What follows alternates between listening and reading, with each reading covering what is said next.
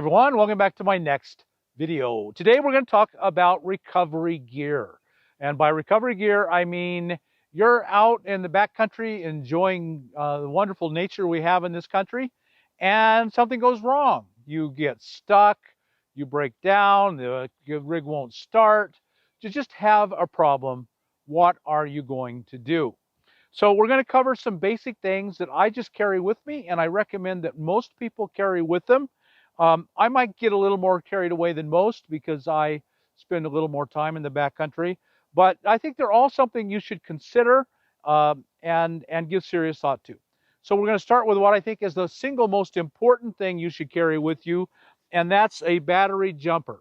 I have been forced to use mine several times, and it's hard to believe as it is, this little teeny tiny box will start your engine. I have started my car with this, my van, my 4.8 liter GMC Savannah. They're very simple. It doesn't look like much, but it will really start your car. And it has never failed me. And they work pretty simply. Yep, so they come with two parts. This is the short cables, because you're going to put this right up on top of your battery. It doesn't have to be a long cable. That's one of the pluses. And then it's got a little outlet, and you can only put it in one way. You can't put it in wrong. That's fortunate, because I'd put it in wrong if I could. And so it just goes in there. You connect it positive, red to red, black to black, which is positive to positive, negative to negative. It comes on automatically. It's got 4 batteries. It's got a little light here that shows. And so you just hook it up to your battery. I'd give it a few minutes to kind of jump some power over, and then you start it, and it's just amazing how well these things have worked. I've done it numerous times, and they work really well. But on the other end is a little 12-volt jack, or 12-volt outlet hole, and you plug it into here, and now you could take this and plug something into it and run anything that will run on a 12-volt cigarette lighter plug off of this. I really love these things, and I consider them almost an essential. So we'll go from something that's pretty expensive, I won't put this all away right now, to something that's pretty cheap and common and standard, a shovel. I mean, why not carry a tiny little shovel with you? And you know, it looks like a little kid's toy, but it isn't. I mean, you could dig to China with this if you had a good strong back and plenty of time. But if you get stuck and some mud or some dirt, you can really clear out. It's 1,000 times better with this than this. I've done this, and I've done this, and I'm going to tell you, that's why I carry this, because I don't want to do this or get a stick, dig a stick around there and then scoop. No fun. This thing is, you know, it just doesn't weigh anything, and doesn't take any room. You can get them at, you know, at Home Depot, anywhere where they sell these things, a few bucks, and boy, I just think it's well worth it. The next thing I carry is a fix-a-flat.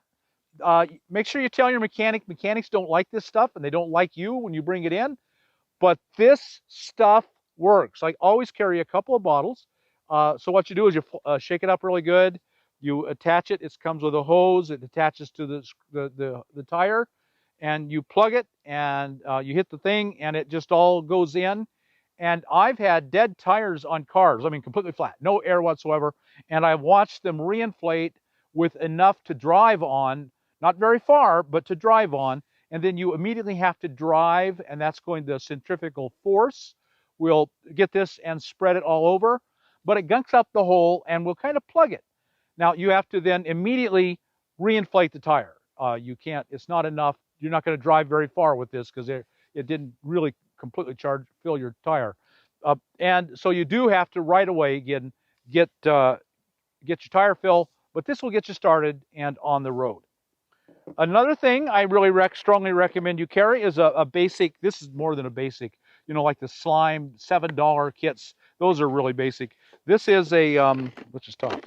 This is a pretty good kit. It's a plug kit. You cannot plug on the sidewalls, because the sidewalls just aren't strong enough. But you can plug on and that's where you're going to get most of your screws and nails and holes, is through the tread area, the top. And you can plug, so it comes with a bunch of really high quality plugs. You know, you can buy these kits really cheap, but you know, that's something I don't want to, you know, I don't want to spend $5 less. Actually, this is a lot. This is like a $30 kit. on Amazon. But it's much, it comes with all the tools you need, and they're decent quality tools.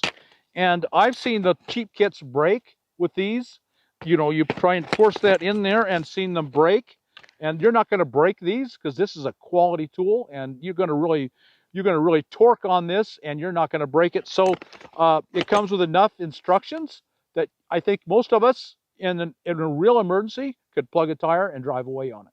This is my favorite 12-volt compressor pump. They were really popular a few years back. This is a Superflow, an MV50 Superflow.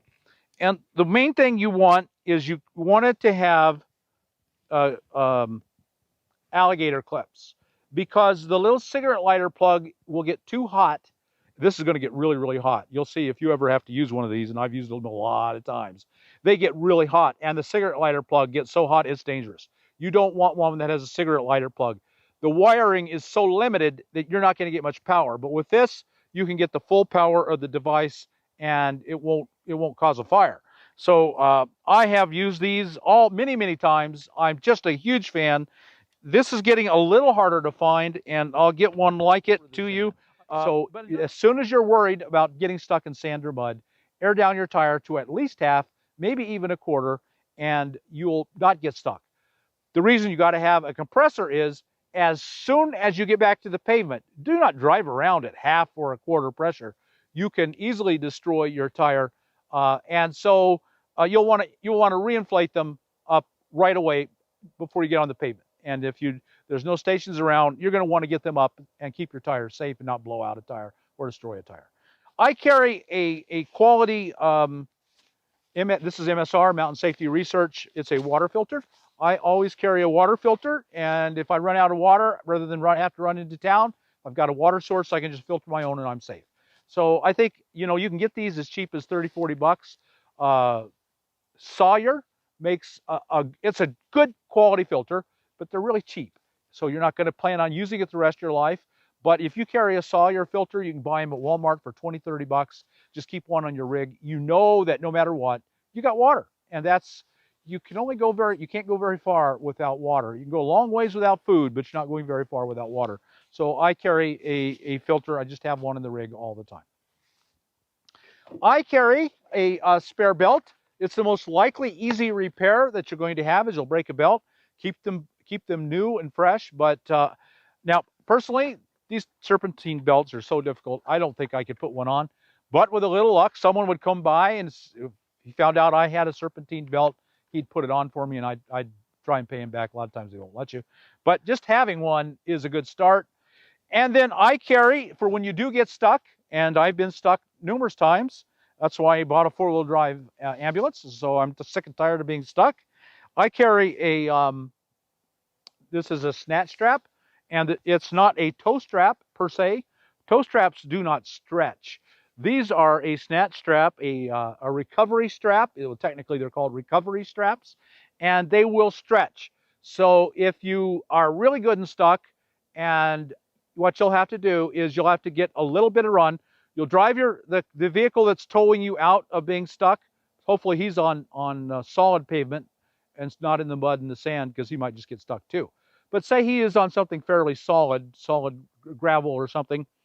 He'll go out to the end, find the end where this is taut, back up 10 feet, and then get a run and snap. Try to snap you out. And that snap will jerk you out of the hole, whereas he couldn't just spin his tires and get you out. And so you want some stretch. You want this to give a little bit, and so that you're not damaging either vehicle with the snap. And finally, we're going to look at recovery boards. These go under. I've got it. They're a set. I just have them strapped together so they're easier to handle. They go together, and you'll see they have studs here, and they have studs underneath. And you can see I've used this one and kind of banged it up a bit. It's in pretty good shape still. I wouldn't worry about using this again numerous times. One of the things you really want to avoid doing is spinning your tires on top of it. That will melt these right off. I mean, they'll just literally melt right off. And so you really want, and you don't want to be spinning your tires anyway. That's just not going to get you out. You want that bite, and that's why these have all these studs. You can put these, if you're in it, have to go through a ditch, you can put these at the bottom of the ditch, and they're designed to actually just bend under the vehicle and snap back, and most of them will. These are cheap. These are $90 for the set. The very best quality of these is called a Max Track. And so, and I've gotten myself out one of these a couple times out of sand, but I have everything I need here essentially to get myself out of a really tight spot. Of course, I didn't bring it out and show you, but I'm assuming you have everything you need in your vehicle to change a flat tire, and you've done it and you know how. So I'm just kind of curious, what of this kind of stuff are you carrying with you?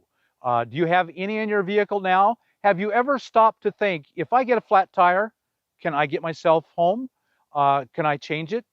Are you carrying any of this? Let me know down in the comments. I'd really be curious to know what you're carrying and what your thoughts are on this stuff. So I hope you got something out of this video. Give you an idea or just a little motivation to check and make sure you're prepared. Being prepared is just a good thing. The Boy Scouts were right. Be prepared. So if you got anything out of this video, like us on YouTube, subscribe to the channel, hit that thumbs up button, and we'll talk to you later.